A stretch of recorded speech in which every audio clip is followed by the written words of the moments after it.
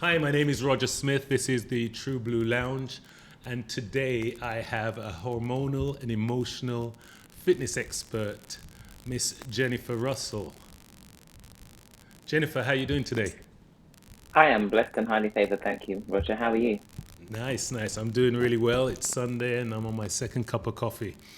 So, Jennifer, since hmm I left the UK in the mid '90s, what have you been doing since Southgate College? What have you been doing with Oh my yourself? God, Southgate College. Just give me a little rundown of what you've been doing with yourself. Well, since you left Southgate College, I did a little stint in travel and then I was doing a little bit in BT temping, couldn't stand it. And this lady said, why don't you do the YMCA exercise to music course? So I did the YMCA exercise to music, I did the gym instructor courses. And long story short, I went on from there to teaching 21 classes a week. In the 90s, somebody covered my class and then came back and said to me, there's nobody in this world, in this country fitter than you. You should enter the British Ultra Fit Championships. And so I thought, yeah, he's talking rubbish, but I entered and I ended up with 3 golds, 4 silvers, a bronze, and I'm a record holder in the event. I ran Channel 5 Desert Forges. I went to New York and did the marathon with 7 weeks training. I had a son. I have 2 boys now, and I have become an author. I met Paul Chek in 2000. Wow. I moved on to do corrective high performance exercise kinesiology, and now I am a female intimate health coach.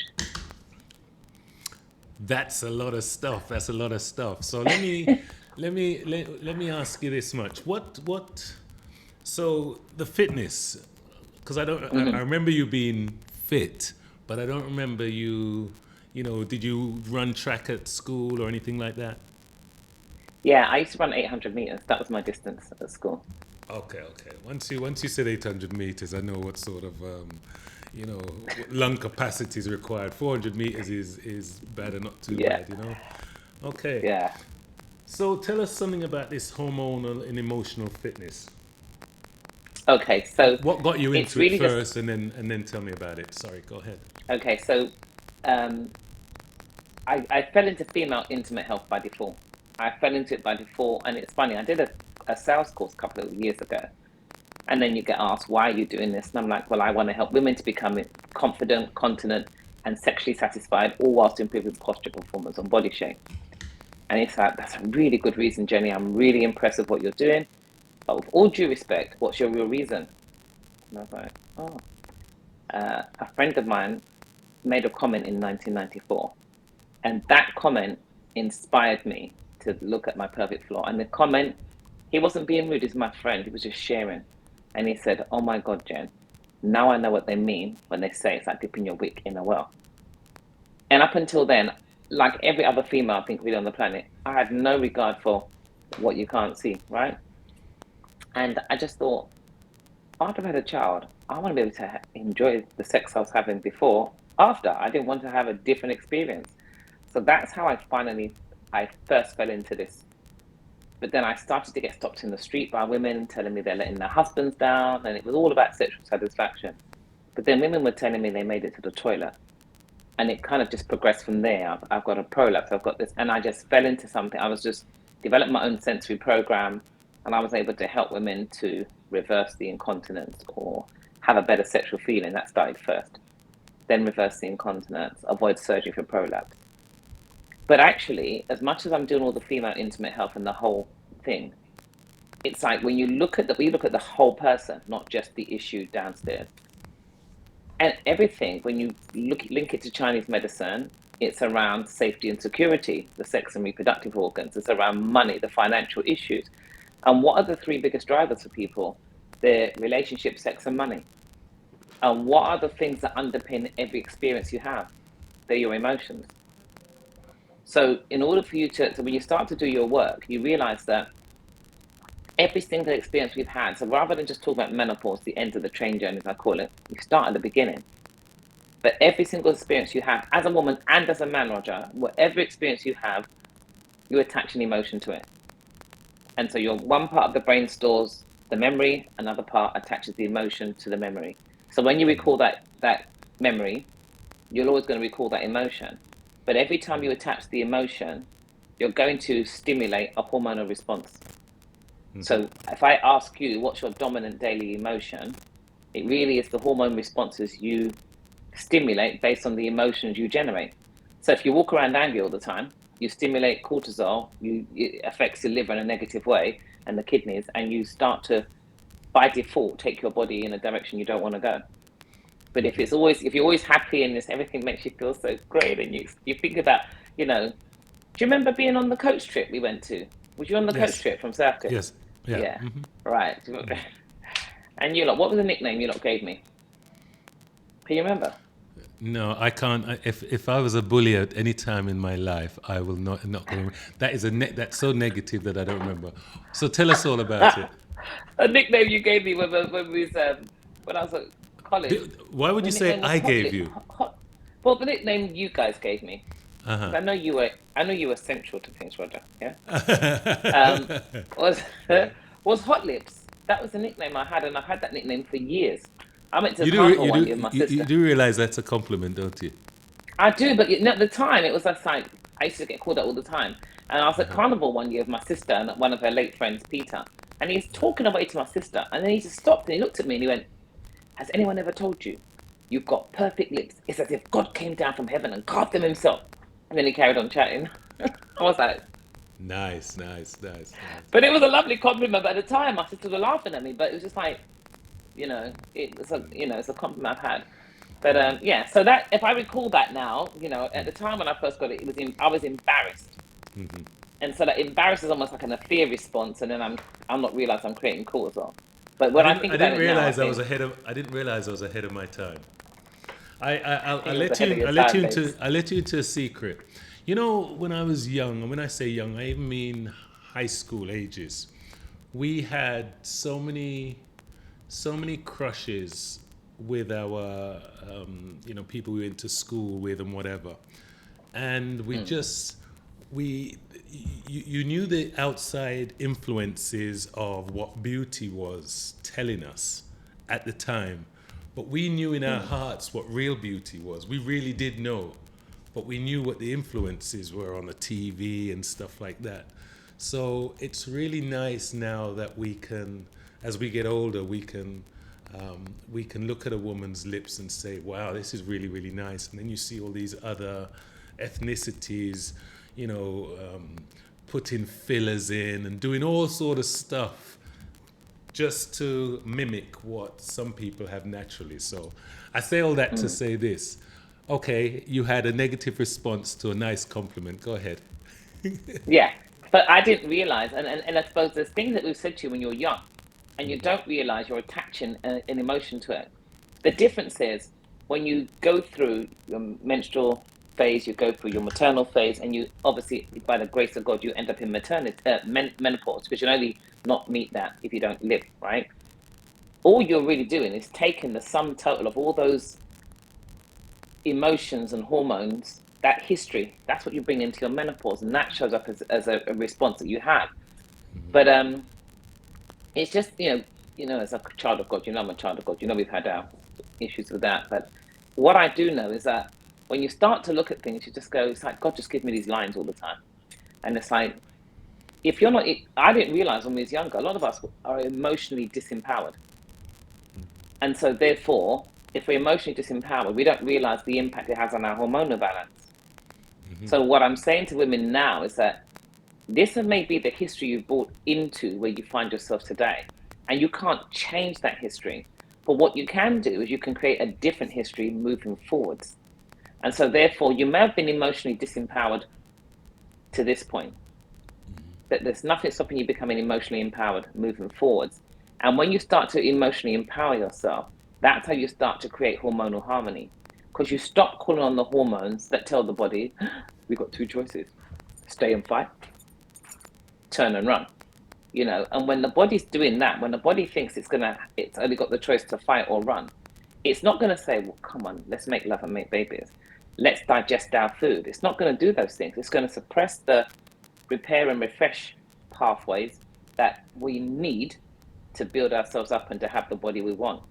And if we're a woman in infertility and trying to get pregnant, well, you're going to suppress the sex hormones because, what animal has babies and says, hold on a second, Roger, just give me a second to digest my food and just let me give birth to this child, then I'll fight you. You know, so what I'm noticing is you're talking on a depth. So let me ask you this: what's a common sign of a hormonal imbalance? So if I've got an imbalance, how do I know? A common sign for men, it could be hormonal Men or imbalance. women? Man or woman, it can just be, it can affect your cognition, memory, mood, waistline, digestion, elimination. Whether you hold on and you're struggling to empty, or and that's just not, that's front and back. Constipation is also seen as a sign of not letting go. So all these emotional issues you have inside can show up as issues around organ function, just around cognition, around mood, around posture, performance, the whole lot. And Jennifer, are you saying a lot of this is mental as well? Oh, 100%. Wow. 100%. Because at the end of the day, to be emotionally empowered, it starts in here. So you hear me saying, when we started this, before we started recording, you asked me how I was. I told you I'm blessed and highly favored. You said I always say that. A lot of people look and go, seriously, she always says that. But that's what I tell my internal world. That's what I tell myself. That's what I affirm for myself. Rather than, yeah, I'm all right. Yeah, I'm fed up. Yeah, nothing goes right for me. Well, I Yeah, must my say you life look is. really, really well for a 50-year-old. You really do look good for a For a 50-year-old. 50-year-old, Roger, you're such a complimentary young man, but I wish I was. That was like a decade and a year ago. Oh wow, wow, wow, Mate, wow, I wow. left that away. I left that long time. This is sassy, sexy 61, mate. That's Okay. what this is. Yeah? So, what sort of foods and what sort of drinks? What can we do to put these hormones into balance? And forgive me. Remember, this is a totally new subject for me, and I love learning. So I'm gonna have to ask you from my dunce side. No problem. Yeah, yeah, yeah. And So it's not a done what side can we either, do? but yeah. What can we do? Right. So the first thing we need to do is we need to change and check the way we speak. What to say when you talk to yourself, what to say when you talk, right? And realize because at the end of the day, it's not about what you experience. It's always about it's your response to the experience. But I'm talking about everything you experience, you respond to, but you respond on an emotional level first. So you're not gonna, and I'm not saying you can't get angry. I'm not saying you're not gonna get disappointed because that would be rubbish. Those things are gonna happen. But you've got to decide how you choose to respond. Over here, 20 miles an hour, 10 miles an hour, the driving, I think sometimes you can walk faster than you can drive. You can cycle faster than you can drive half the time these days. But if your response to driving being cut up is always one of anger, and it allows the mouth, because remember my friend's daughter years ago, she said, "Mummy, anger closes the mouth closes the mind and opens the mouth." The Bible says life and death's in the power of the tongue. So you've got to decide, what are you bringing to life when you speak? Because that's your first food, is your words.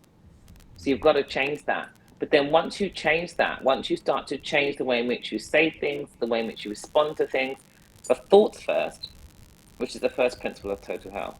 The second one is your breath, because the thoughts, believe it or not, alter the breathing.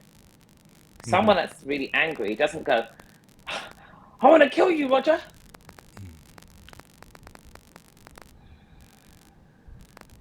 It's like, my breathing kind of matches my language. Does that make sense? Yes, yes, yes, yes. It does. And so when my breathing matches my language, and my breathing is as negative as my language, I'm creating another stress response. So if my words create a stress response, my emotional response releases cortisol. My actions release cortisol. My breathing releases cortisol. Over time, that becomes my body's natural position of strength. But here's the thing: If the breathing is, for most people, they either hyperventilate or hold the breath. What that does is it acidifies the body. So it changes the pH regulation inside. The body responds as if it's dying inside. And an acidic body is literally an open invitation for sickness, disease, and the big C word, especially. They like environments that lack oxygen. So the minute you continue to change the pH regulation inside of you, you could be a person eating all organic. You could be a person that drinks quality bottled water, you go to bed, you do whatever, but your thinking is stinking and you will not forgive. And, the very mention of your name makes someone go, and go off at a tangent. Then really, are you doing yourself any favors? Probably the answer is no. Are there any real clinical tests for someone to? So could you go to your doctors and say, "Hey, I think my hormones are a little bit out of whack. What can I do?" Is there a test they can do, or is this You more can of have, a? you could, it's more private, I suppose. You're not going to get it on the doctor unless you can really argue for it. But really, obviously, as we start to move into the menopause, we know we have a drop in our estrogen levels, we got a drop in our progesterone, our DHEA. So what we want to do is go and have blood tests done, and those blood tests are to test your estrogen, progesterone, DHEA. I can't say the word; it's one everlasting long word, right? Your testosterone, your melatonin, which is obviously your sleep hormone, rest hormone, and your cortisol levels. You want to get those measured because this whole thing with HRT is, you got excess estrogen in the body is linked to breast cancers. So just to go into the menopause and go, I don't want to go through it, so I'm just going to take these estrogen tablets. You don't even know how much estrogen you need to take. Actually, overdosing on that can actually be detrimental to your health and well-being and your vitality. So you have to look at that, knowing that obviously as our estrogen drops and the progesterone, our testosterone can rise to a certain point. That's why some women start to, you get the odd one. What do you need we do need a tweezer. And when you're dark, you just see one little white thing coming out. What is that? I hear Tweezer ya. to hand. But so all of these little changes that start to happen in the body are a sign that the hormones are changing. But you have to understand you're born with like 2 million trillion whatever, eggs when you're born, and by the time you get down to menopause, you've got a couple of thousand left. It's kind of like, you know, Let me ask you this. So, do you drink alcohol? And there's a reason I'm asking this question. me. Do I drink Yeah, alcohol? yeah. Does this body look like? Does it really look like? It doesn't. Okay. All right. Yeah, I have a drink. But never. So you don't. You don't drink. You don't. You're not like a half a bottle of wine a Thursday, Friday, Saturday girl. Oh, I could do. I could do. Okay, But what I okay, say to okay, people, I do it with full awareness. I do it with full awareness, but it's okay. not. I'm not a half a bottle. I can have. I mean, I had some red wine yesterday, and said to my friend, I can't do it anymore. I had a glass and a half of red wine, and I was like, The reason I asked was because you're in this mold where your body's your temple and your mind is working, and I just wondered whether it had time or you even stepped out just to say to yourself, you know what, I'm gonna have a cheeky glass of wine because I feel like it, and I'm just wondering because it doesn't have any you know nutritional value to the body. Why would someone that has a temple like yours, allow something like alcohol to invade it? do you want me to lay down on a couch and give her the answer? No, I'm just joking. It's like, well, give me an answer. It's funny because I tell people I have a drink. I tell people I eat a piece of chocolate because I want them to understand that these were things that came into my life. And actually, as I've got older, I think I drink more than when I was younger. But I say to people that I do it with full awareness. So I do Bollinger's my champagne. That's my champagne. But you know what? I give God thanks there. £50 a pop. You're not drinking it every single day. Do you understand? And if somebody's coming to my house and they tell me I drink anything, they're not having a glass. I'm saying it on camera live. You will not get a drop of my Bollinger if you drink anything. Don't do that Right. because you don't have no palate. You have to have a palate, and if you don't have a palate for that, I'm not wasting it on you, because it's not just Okay. a drink.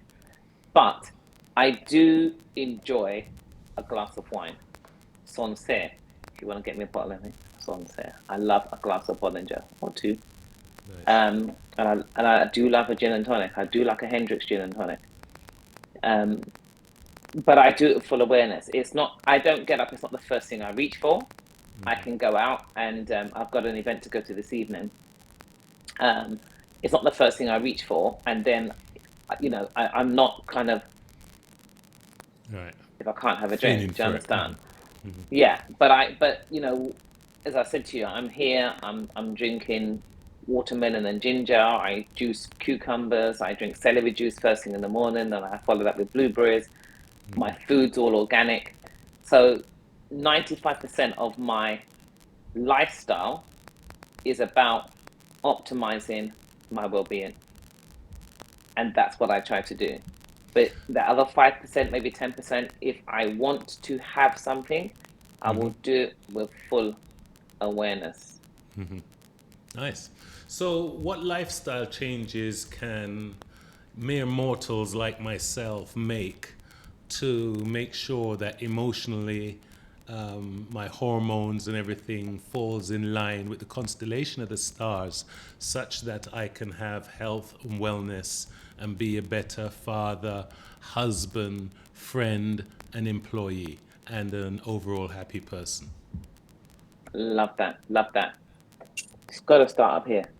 And sometimes it drives people mad. They're like, "Oh, really seriously?" And that means they're not listening. Because if you go really seriously, you're not understanding the impact your thoughts have on your internal world.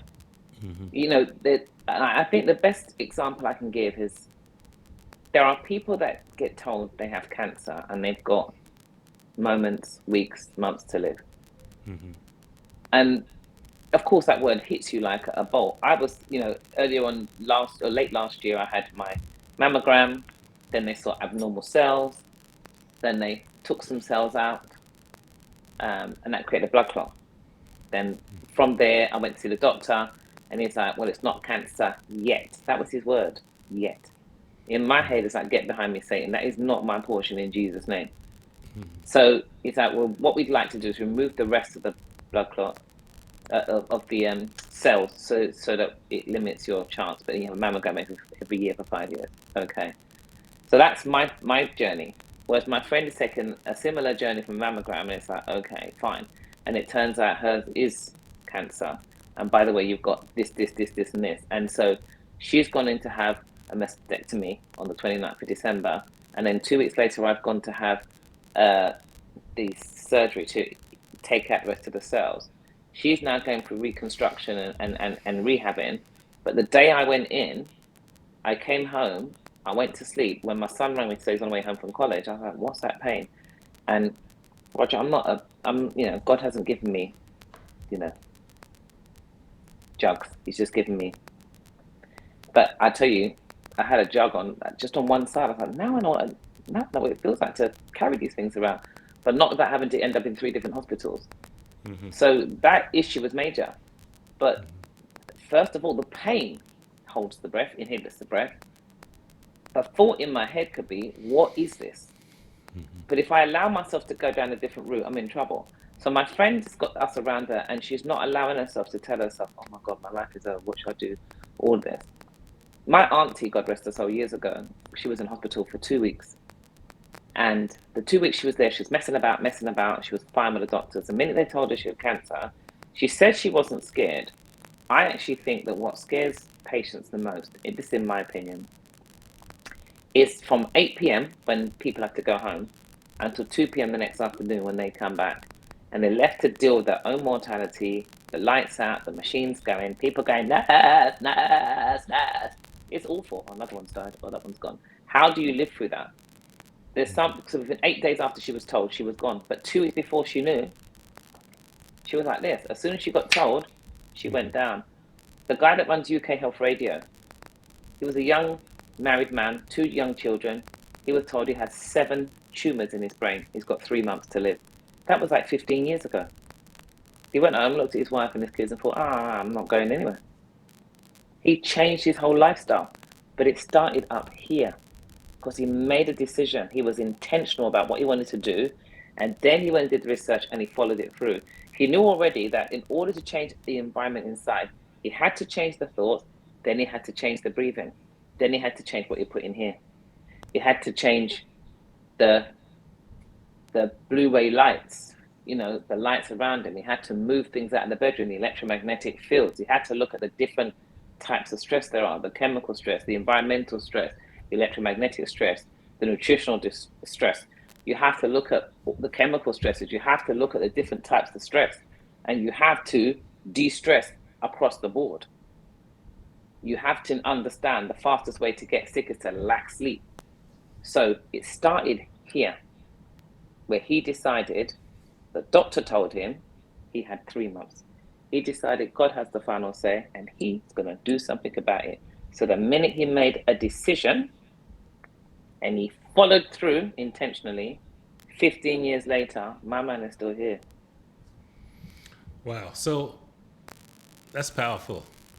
So, Jennifer, in your own personal life, when you meet somebody, whether it's a significant other or a friend or someone you have a meeting with, you're going to have a contract with or whatever, is your mind going overtime where you're trying to assess this person's hormonal and emotional balance? Do you find yourself doing that? No. It's quite funny though, you say that, because whilst I say no, it's kind of hard to not switch on. Mm-hmm. Does that make sense? Because, someone comes to you and it's like, oh God, my whole life is so bad. I don't know, I can't. And when you talk to people, and every time they talk, there's some kind of drama. All they've got is drama. They thrive on the drama and all the negativity. That person's got some issues. The difference is this: I've got to decide if that person's issues, I'm going to continually allow them to become a part of my makeup and my fabric. You know that statement people say, show me your friends and I'll show you what you're going to become. Mm-hmm. From an emotional, hormonal standpoint, if you hang around with just gossips, you're going to become a gossip, right? So I feel that you personally, by virtue of the fact that you're in touch with these emotions and the hormonal imbalances and you can identify these things, I don't think you would have these people in your life. I think selection. Okay, I'm just making sure we're on the same page. I do have. I mean, there are some around me, and I try to, and I can be quite blunt talking. Sometimes some people can take me the wrong way, but What, you as well? Wait, you as well? No, are you really blunt sometimes? I've been having that from I was a little boy. No, yeah, some people just go like, when I first teach my classes, these girls just say, oh, she's such a bitch. But she knows her stuff, so we'll keep coming to her class. It's like, the things I used to say to people all the time, look, you've got 2 choices, right? We can either all work together to look good, or you can watch me look good. Choice is yours. Because I get paid to be here. You pay to come. Yep. So now the choice you've got is to think to yourself, okay, if I've paid to come, then why not I try and get a return on my investment? You may as well get a return on your investment because you've paid to come, so you may as well. And I think the difference is now, when we was young, I cannot stand being called an instructor. That's like a bugbear and a half because I don't tell you what to do. I coach you. So for me, I'm a coach. I'm a teacher. I don't tell you what to do. Instructors instruct, right? When we were young, we were taught how to instruct people to do things. But what do you quickly learn. For everyone, what are you teaching specifically? What am I teaching? Yes. I'm teaching wellness. I'm teaching you to understand your inner world, so that I want people to live from the inside out. I've paid today to have my makeup done intentionally, right? I do my makeup. The amount of time it takes to do this makeup, I couldn't do this every day. It would take way too long. But I've paid to have it done, and it's lovely. And when it's first done, I'm going, wow, that ain't me. You look totally different. When you get home in the nighttime, you don't want to wash it off because it looks lovely, right? But we're so outside in. You mentioned earlier on, people are plumping their lips, but they cannot use their mouth in the same way that I do with these luscious lips. It doesn't work, right? They're doing their eyebrows. This is powder. They're putting Botox here, so when they do this, there's no lines up here. But I don't have very many lines up here because I don't allow the stress and worry to get into me and make me walk around frowning. We're aging. Collagen in the skin is changing, so I have to make sure the nutrition brings in what the body's naturally losing. But I have to also recognize if I keep eating poor foods, I block the absorption of the foods that I want to do that. So instead of me spending all of my money trying to supplement my way to health and vitality, how about I put it on my inside so that it comes out? What Jess said to me is, your skin is lovely. Your skin is flawless. Your skin, people touch my arms all the time when I was young. Your skin's like silk. It's just about how you look after yourself. But I cannot have, this is the biggest organ in the body, the skin. So in order for my skin to have good responses and stuff, it has to be hydrated. It has to have that stuff on the inside so that it looks like this on the outside. Make sense? Yes, and muscular too, I must say. This is really, really good for me to hear this, because what I want to do is I want to walk away from this chat that we're having, and I want to whenever I have or learn something, you want to make sure that you do something different in your own life. So whether it's my response to negativity, how I handle that, you said something powerful, and it's more about things that you say. It has a lot to do with the reflection inside. So if you say, I'm feeling really good, your body would try and mimic what you just said. So those are things that I've heard before, but I've never put into practice. But, seeing you as an example, I'm thinking, hey, you know what? This may be something I can do. Jennifer, tell me about can I ask you a question before you say that, definitely. just to follow on from there? So we have some mutual friends, right? Uh-huh. And the reason I love them, great brothers, I love them, but they drive me mad. They drive me mad because that whole past is still part of their future, and I'm thinking, but that was past. The whole language and the way in which they talk. Yeah. That we only clash because that's not my language, right? It's not my language. But the difference is that you said, when I've got all my clients in lockdown, I was working with 11 black women. The first month I ever worked with so many black women at once. On a one-to-one, but I brought them together in lockdown online. And I got them to all say blessed and highly favored. I got them to try and say it, because I said, your countenance is up. I got them to try and say it through gritted teeth, like, blessed and highly favored. It doesn't work. No one goes, how are you, Roger? I'm blessed and highly favored.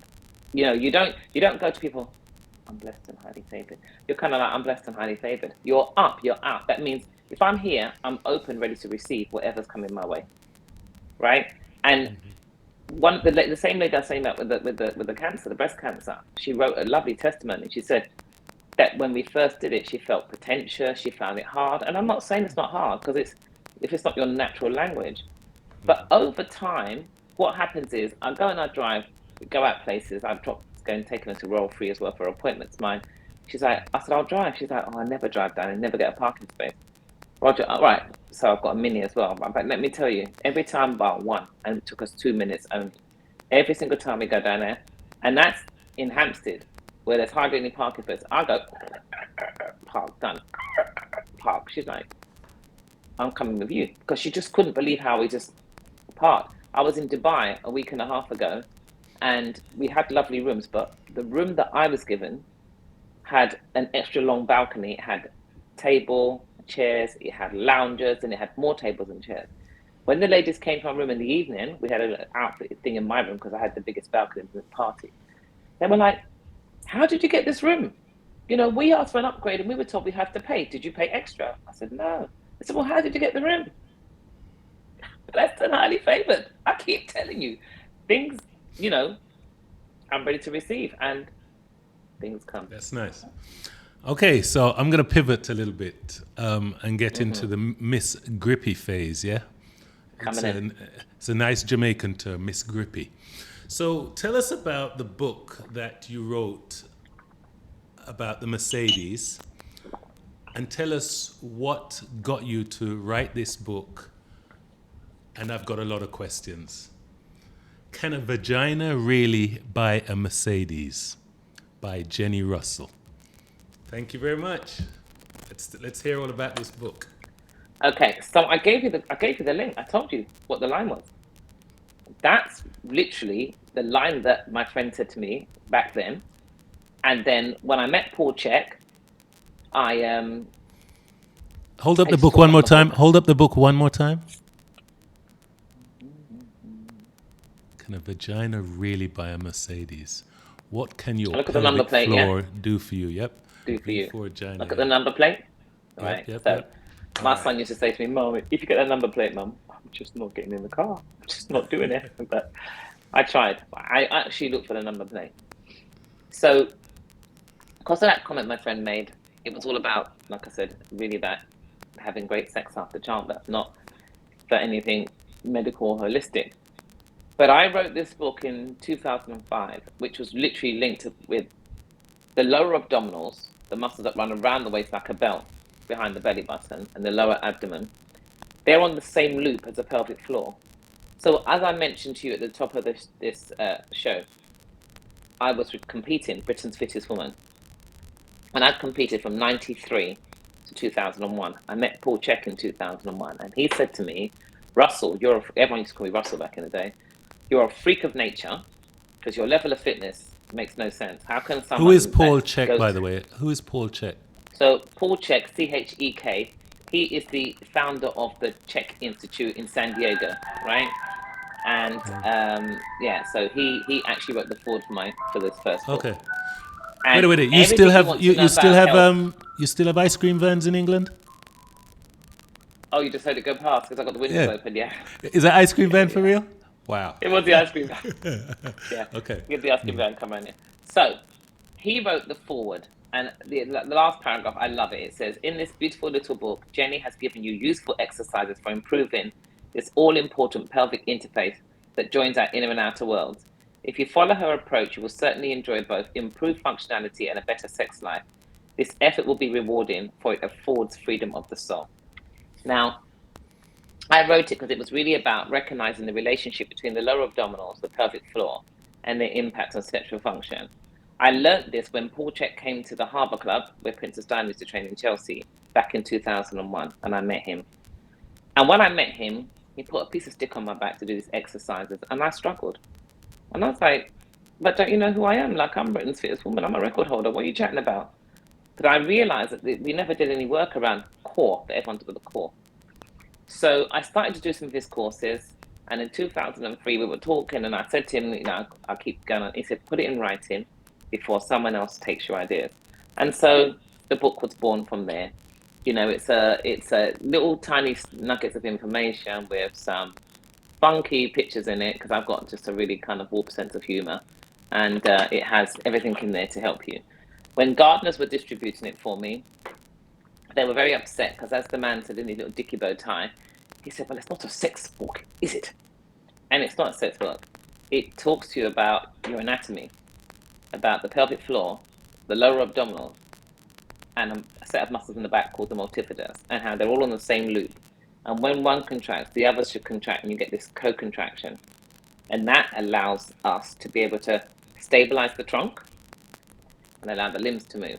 But it also allows us to have a much more gripping, pulling, massaging experience that makes people of the opposite sex who get to experience this gripping, massaging thing go, "You can have everything." And so it makes Miss us Grippy, really we call them Miss Grippy, or Needle Miss Eye. Grippy. Okay. Needle So Eye. Well, you know what? Actually, Needle Eye, great name, because my late friend Anna, you might remember my late friend Anna and I, when we first learned that, we said that after childbirth, we want to be part of what we called the Pinhead Posse. Pinhead. So Oh Needle boy. Eye, yeah? Pinhead. Yep. So All let right, me good. ask you. So in your mind, what about this gripping function equates to a Mercedes? I want you to walk through why men are so weak mentally Why does it afford a lady Well, that's a a question. Mercedes? That's really a question that you have to answer. When you've had a Miss Grippy and a proper Miss Grippy, you just, like I said, it's like you can have everything. Why does that make you guys go, oh my God, what is it you want? You want the house, you want the sky, you want the moon? Let me go and buy it tomorrow. Is it in John Lewis? I mean, why do you do that? Well, Why can we turn I, you crazy like that? I think you're generalizing. I like some I'm just, I like oxtail rice and peas. I mean, you like a Miss Grippy, but you want oxtail rice and peas too. You know what I mean? So there's other things that are required too. But wow. yeah. So You know so what I mean, so though? Yeah? so what are your? I want to ask you about your own personal, but what are your friends' experience about once they've improved their ability to hold their urine, got their pelvic floor as strong as it can, got their vagina to grip as hard as it can? What are their experiences in their financial? Is it giving them? Are they finding love? Are they getting more gifts? What's going on? No, okay, so let's go back first and foremost. I was, that title was a rhetorical question, right? And whether you believe yes or no, God has a great sense of humor. So I am standing in my kitchen, washing my dishes, just staring into space, looking out at the garden, just washing, rinsing, put down, whatever. And then, bam, that title just fell into my head. I just dropped the dishes, phone to me, and I told her. And it doesn't matter. It doesn't work with any other car. It doesn't work with any other car. There is a flow to Can a Vagina Really Buy a Mercedes? And when I went onto This Morning Television in 2006, then Philip Schofield and then Fern Britton at the time, they asked me the question. Then they said, but we heard, forget the Mercedes, we heard you drive a Bentley. So in 2002, I think it was, or 2003, when the title dropped into my head. But it dropped into my head the same year I bought a brand new Beetle. So I bought a Beetle a few months before the title dropped into my head.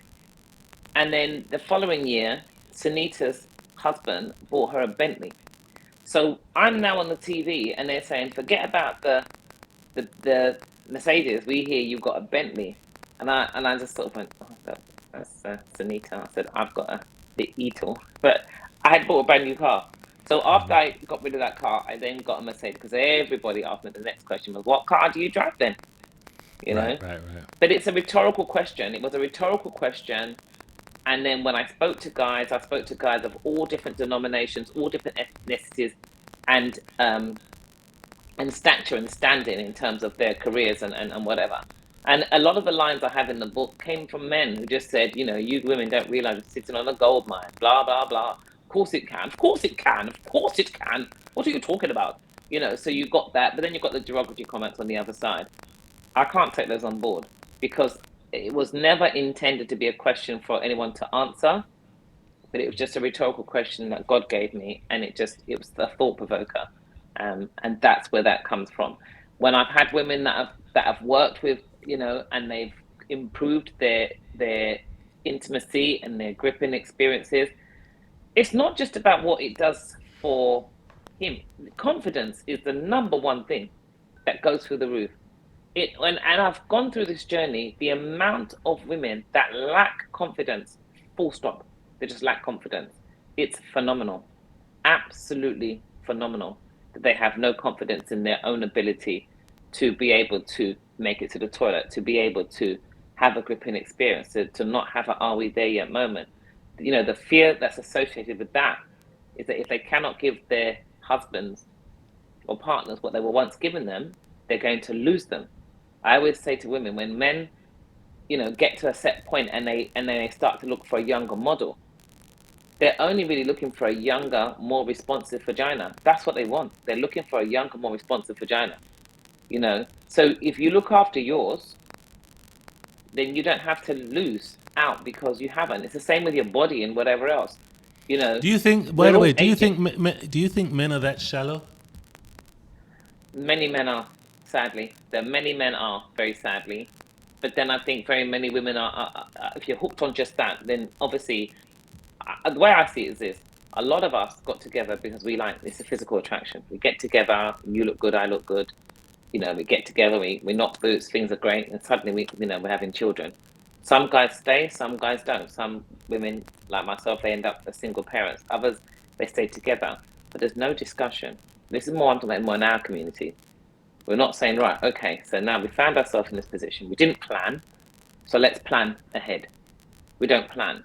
So 20, 30 years down the line, you've built your career this way, she's built her career this way, and the children have grown up, flown the nest. You look at me, I look at you, and we're out, we've gone two different ways. That's why so many relationships, by the time they get to this age around menopause, they're falling apart. But you see, my pelvic floor, something you cannot see, may either reward or debilitate me. I can choose to ignore it and not value its role, and then under the knife, I may just have to go. Extra protection I need when I laugh, and the feeling, the intimacy, and memory long past. Or I can choose to acknowledge, condition, and enjoy, gripping and lifting and jumping for joy. A little attention, a few moments a day, and I can confidently, continently, posturally, whatever else, be on my way. That's one of my spoken words. The thing is, that sits at the base of the trunk. Your trunk sits on it. Your legs link into it. Your reproductive organs sit on it. Everything, your elimination comes through it. Everything meets here. It's the gateway that links your inner and outer world. So the minute this doesn't work properly, everything about your outer world is gone. And that's not just for women, same for men. Men that have prostate issues, men that have erectile dysfunction. If a man struggles to get it up, yours is an external thing. You can see it. If it won't lift and stand to attention, you are not going to say, oh, okay, I'm just dead down there. Don't worry about it. I'll just hide it underneath something and I'll carry on with my life. No, no, no, no, no. You're going to get it seen to. But ours is an internal vessel, and it's causing us different problems and different issues. And in fear and embarrassment stops us from going to a doctor, mostly male. And so what happens is we leave it. We've got no idea. Is it a neurological issue? Is it an emotional issue? Because that could be an emotional one. Is it a hormonal issue? Is it a structural issue? Is it a postural issue? Because a lot of the times you've had your 1, 2, 3, 4, whatever children, even just the one, and you've been very polite. You haven't said to me, babes, I know you've been through the experience of bringing our child into the world, but I would love you to get your body back to how it was before so we can have the fun and you can look as fine as you did before. After, some women read it the wrong way and go, he's not worried. It's not about him, it has to be about you first. But all those changes and posturally changes make a difference to what happens downstairs. And because we don't connect these things together, then when it becomes a problem, if I don't like the way in which I look, I don't want you to see me. So now you can't take off my clothes with the lights on. I want to hide myself. I can't feel you. Therefore, I don't want to experience you because what's the point? I can't feel you. All of those things won't be discussed. It's like I'm pushing you away. So it's so much deeper than just sort of saying what it is. But communication is key. I knew I was gonna have some fun with you. So let me ask you: Are you agreeable and submissive? Am I agreeable and submissive? Now, I Yeah. don't mind being submissive, but it depends on which way you're looking at the word submission. So what are you talking about, Roger? Because I know where you're going. Come. When it comes to a mate, a man that's looking you, he's dated you a couple of times, he's taken you out. He knows. Just a couple of times. Well, I'm just saying, after he Go on. meets Miss Grippy, once he meets Miss Grippy, after the second or third time, he should be thinking, wow, I need to sign this up. So what I'm trying to figure out is, are you agreeable? Are you submissive? Because your natural demeanor is an in charge one, and men want to put you in a headlock, not you put them in a headlock, if you know what I mean. So I'm just wondering, can you be molded? So can I say that God turns me like putty? He can mold me. I am moldable. I'm pliable. I am pliable. You just got to come at me the right way. Now, some of the words you use there are quite powerful because they create an emotional response, Roger. And when I was younger, I used to create an emotional response that drove me up the bloody wall. Because when a man tells me he wants to tame me, I'm thinking, but I'm not a wild animal. So why do you want to tame me? But then, as you said there, it's quite interesting because I don't see me as you see me. And that's the difference. So I've even said to clients when I do my workshops, when I do the stuff with emotional empowerment and stuff, ask friends around you, ask women and men, how do they see you? Because they may give you an answer that you don't like, but because we're of a level of maturity now, we've got to be able to take it. Because if we want to change what's happening around our environment and around us, we have to kind of Now find out connected to Rogers Mac Mini. what is Sorry. happening. Oh, that's right. What is happening? What are we doing to push people away or to draw them in? Because I wouldn't want to think that I give off the persona of putting a man in a headlock, which is what you just said. That's my natural character.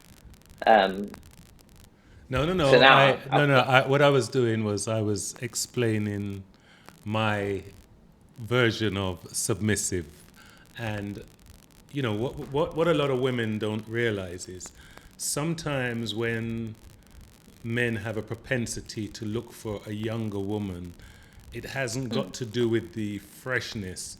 It's about the innocence and them wanting to lead.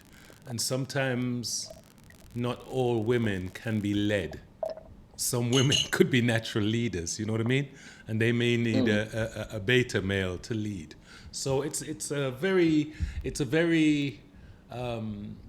complex environment. So when I see a strong woman, I always wonder to myself, how can, so let's say my dating days, when I meet a woman that's pretty strong, I don't look and think, wow, she looks like she'd be hard work.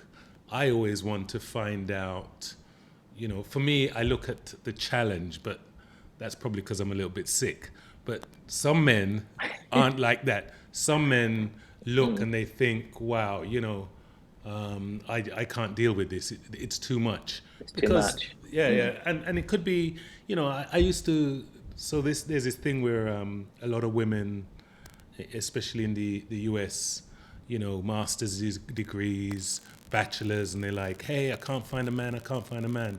And the thing about the US is, especially, maybe it's all around the world, but there's this thing about this college degree that people think it's a rung on the ladder, that once you're there, everything should arrive, and people don't realize it's just a little con.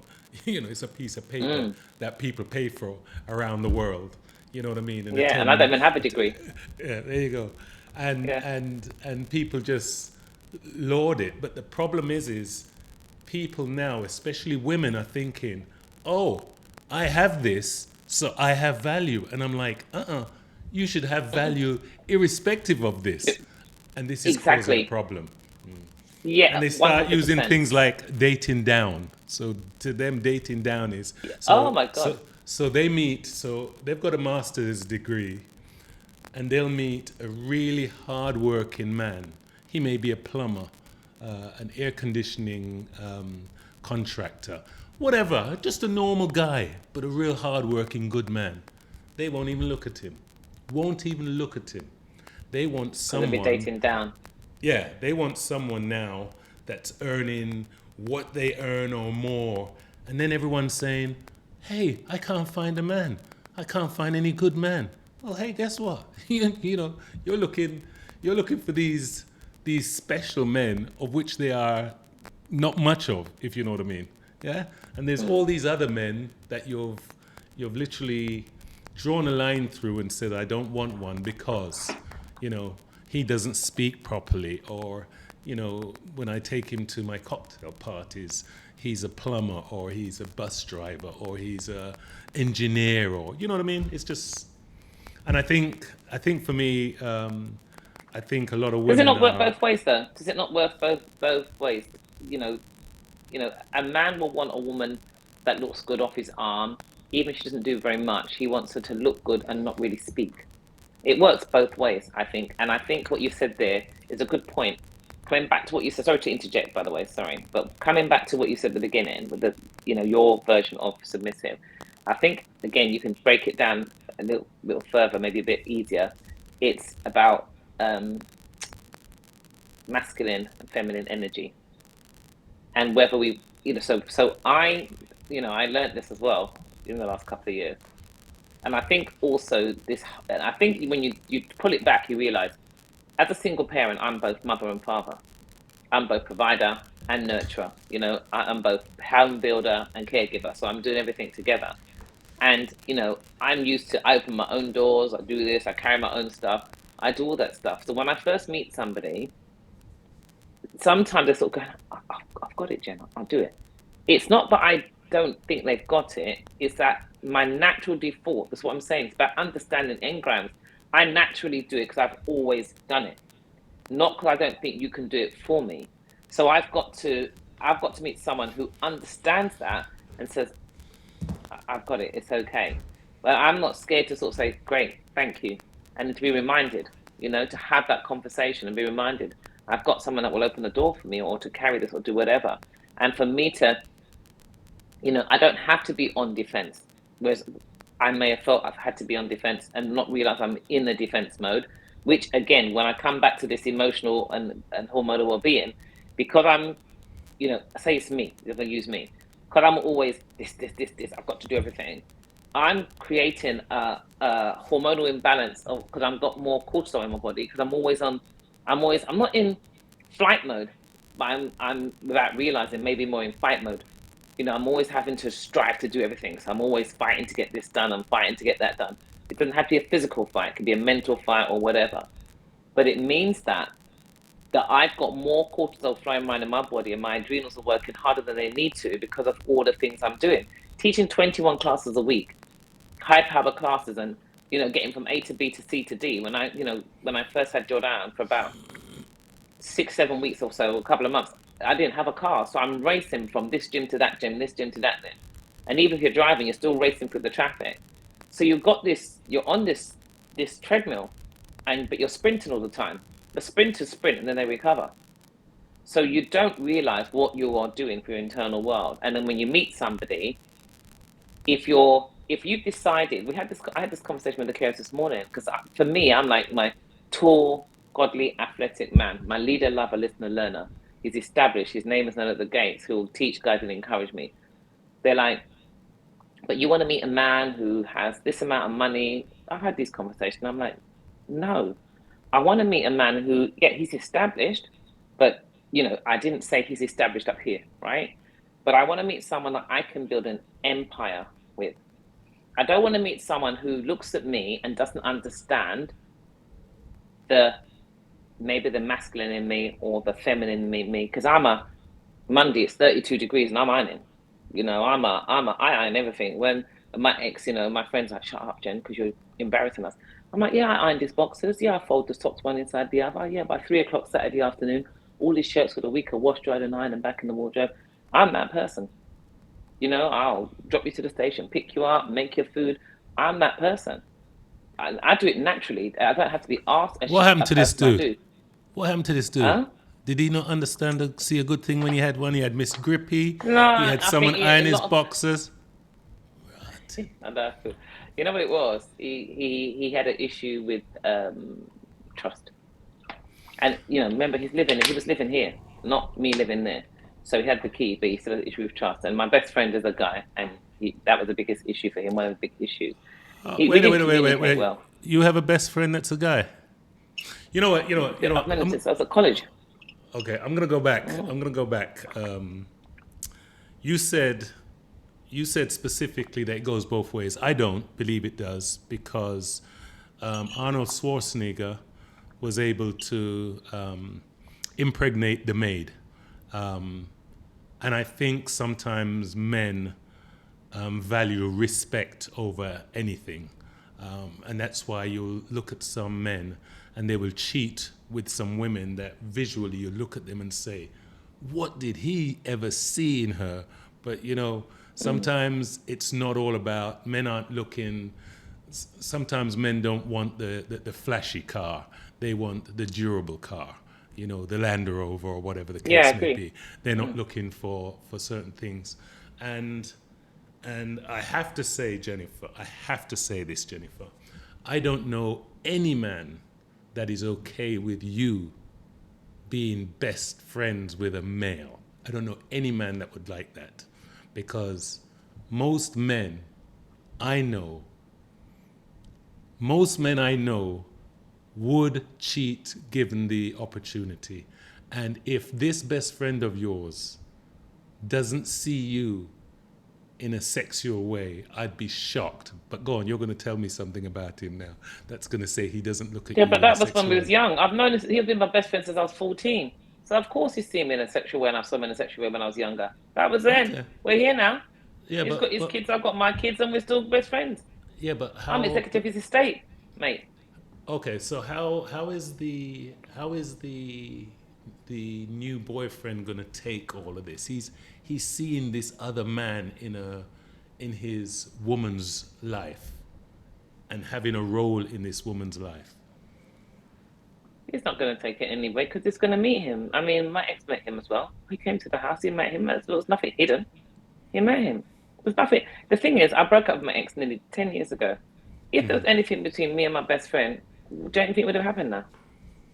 But don't you think men want to have, they want their woman to be their woman. They don't want to share even a little bit with another man. Do you know, it's funny because if he had a best friend that's a woman, I would not have a problem with it, honestly. I wouldn't have a problem with it. The only You're time I'd have a special. problem, tell a lie, the only time I'd have a problem is if he started saying to me, that's why Tina said, that's why Tina said, I'd have a problem. All I never right. said to my ex anytime, that's why, Roger said, that's why Roger said. No, you don't do that. And you also shouldn't be discussing all those things. No, With it. Okay. my best friend saw my ex as a very lucky man. Okay. And My ex should have seen that that for man himself, yeah? and that man didn't appreciate how lucky he was. Jennifer, so let me ask you this in ending. What advice could you give women right now that when they have a giggle, they have a little squirt, and if they are having the anti Miss Grippy scenario, so if they're not able to if they're not able to use the muscle as it was given, what sort of advice would you give a lady now to get off the couch and put herself in an area where she could feel like she could please a little bit better and she didn't have to piss herself? Okay. What a word. Let me just share a little spoken word because I've got quite a few of them. Let me just share another one and Yes, that ma'am. might help and then I'll follow from there. How to keep your knickers dry. The adult thing to do is when you feel the urge to go, to make it to the loo. As simple as this statement sounds, it's very clear to see. Not all of us will make it, and that statistically. Yet all the adverts out today say that leaking is okay, but you can't take your child to nursery if they behave this way. Drip, drip, drizzle, and a constant need to change is not the way God made us. We were not supposed to leak this way. How to keep your knickers dry? The adult thing to do is seek out Jenni Russell and let her pelvic secrets teach you a thing or two. So that's what I would be saying. That's I so run nice. online, you like it? I run online workshops. They have a global reach. You can register. You can't make the workshop, it's 2 hours. You can watch the recording, register. I run 60-day journeys. It's a global reach. It's online. Again, you can either come online now or you can watch the recording. I have my book. So I have the first one as I've shown here. I wrote the second one here, Pelvic Floor Secrets. I published that again. Look, 225 pages, full color. There's even a men's chapter in here on prostate and testicular health. I have the whole thing on diet, nutrition, the whole lot. It's there. I have the workbooks here, the power within the pelvis. This is what we run now, the she comes first, understanding. Whether you're in your menstrual season, whether you're going through maternity or you've reached the menopause. Because as far as I'm concerned, it isn't about when you get here. That's the end of the journey. You've got to start at the beginning and you can go through. Yes, we're here. We can change the future, as I said, and we can look at what the impact the past has had.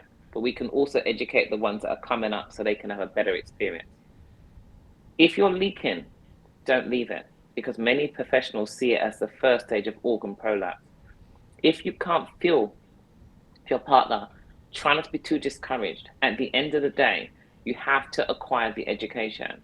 because I mentioned it earlier to Roger.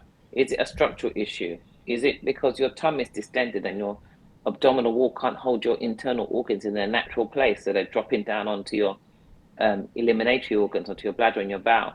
Is it because your posture's poor and that's not helping, and you're stretching out the ligaments and tendons so you can't stop yourself from leaking? You know, is it a nutritional issue? Do you have a constipated? Are you constipated? Do you have a compacted colon? Because a compacted colon can weigh as much as 10 to 12 pounds. That's literally 4.5, 5 kilos, right? Full bladder can weigh 3 pounds. So if we look at it in stones, when we talk about stones, so 14 pounds is what, 6 kilos? That is a stone's worth of weight you're carrying around when people are trying to lose weight. But literally, you're full of doo doo. You're full of doo doo, literally, if you're not emptying. So try to find out what it is. Because when I share with these ladies, I like to sandwich science and humor together. I've got loads of spoken word that just makes it better, vibrantly. So the number plate, let me give you a quick point here. The number plate on this book, I wrote this book in 2005. I published it in 2005. But it wasn't until 2017 I revisited the number plate. And I looked at Gina, and Gina is Italian for queen. So we all have a queen between us. So right here, living down is our queen. So you men should be curtsying. When you meet the queen, you curtsy, right? That's what should happen, really. Anyway, Yep. Roger, just saying.